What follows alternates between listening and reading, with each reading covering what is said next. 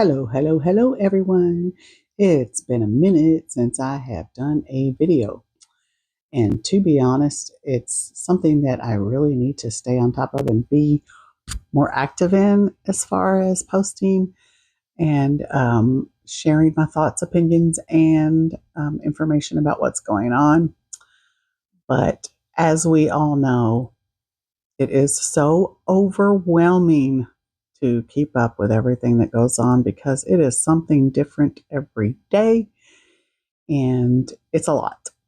And last night, or no, yeah, last night, I was having a conversation with a friend, and the friend was saying that she doesn't basically kind of like, well, it's all so much and it's also hard to keep up with, and it's so hard to really understand what's happening that I just want everyone to be able to live their lives and be happy.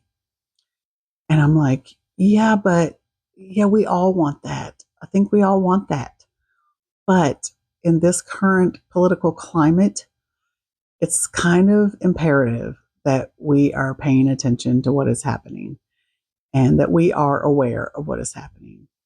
Um, and I know that it is very difficult to decipher truth from lies because we are told a lot of misinformation, disinformation, things that simply are not true.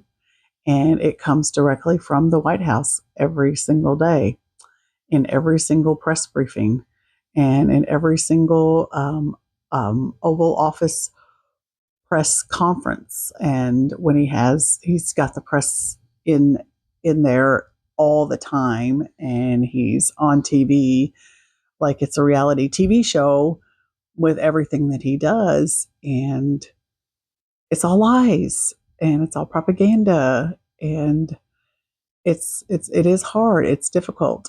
And, but that is when you do have to take the time to actually do a little research to find out what the truth is. And I know it's a lot, but it's important. And, there are some people who have more free time than others. And I'm one of those. I do have more free time than a lot of people. And I am able to spend more time um, doing research and listening to what people have to say, watching all the videos I do on YouTube, and following all the independent news media that I follow. And it's not something I do 24/7, but I definitely have the time to decipher things and try to figure things out. And I know not everybody has that time. So, and I know that's not the easiest thing to do.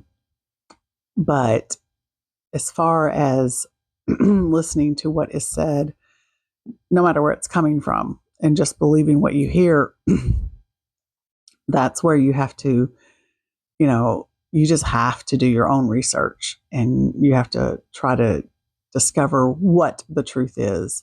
And you may or may not be able to, but you have to try. And you definitely cannot just automatically believe what you hear. And I've got just a little bit of kind of an analysis, I guess you could say. And this is solely my opinion, and it is based upon what I have observed over the last 3 months of this regime.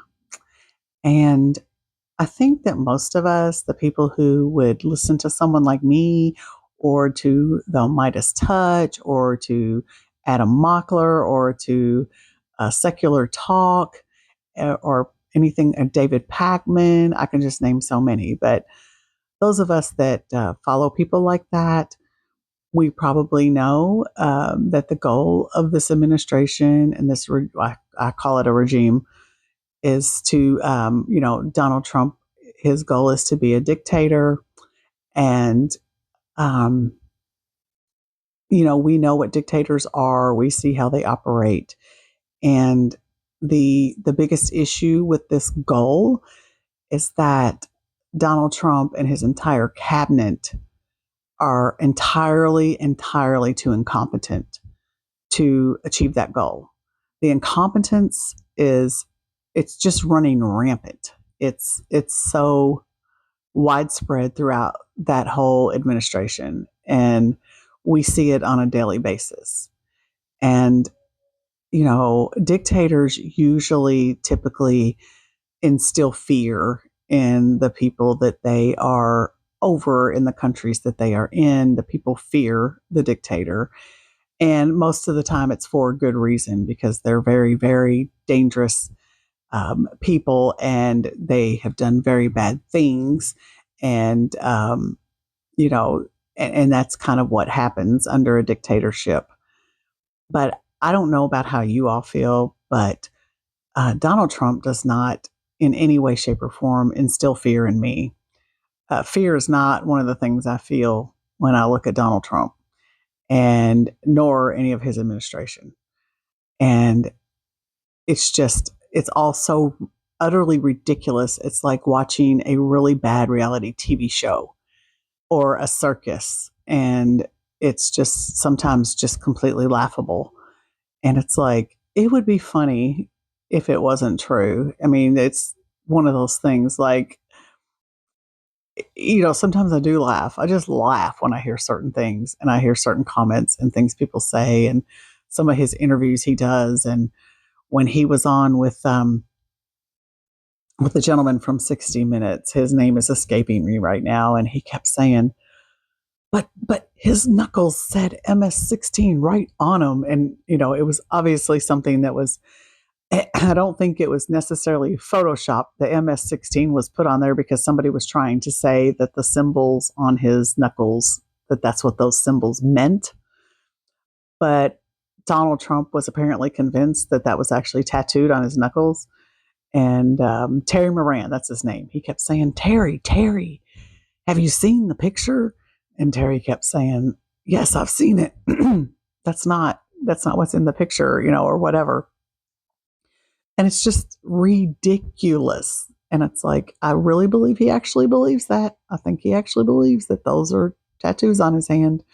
And then some of the things that he says about the tariffs. I think he really believes what he says about how he thinks that those tariffs are going to make the country rich. And he doesn't want to acknowledge anything about that the tariffs are a tax on the U.S., consumer, and that we are the ones who are going to pay it. The companies pay it and they pass that cost along to the consumer.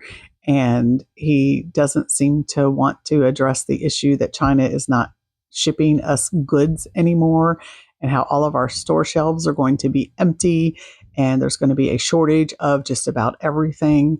And if you are able to buy anything, it's going to cost you astronomically more than what it normally would cost.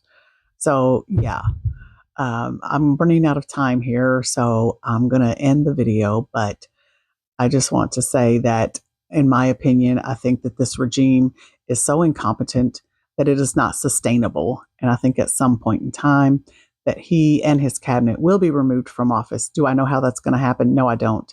I believe it's going to be the military, but I don't believe this is going to last. I don't even think it's going to last to the midterms, let alone a whole 4 years. So I am just counting the days, which I don't know how to count the days because I don't know when it's going to happen, but I'm just waiting for that day when that does happen and he is removed from office.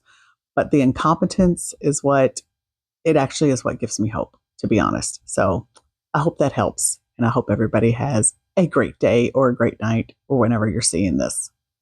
Bye.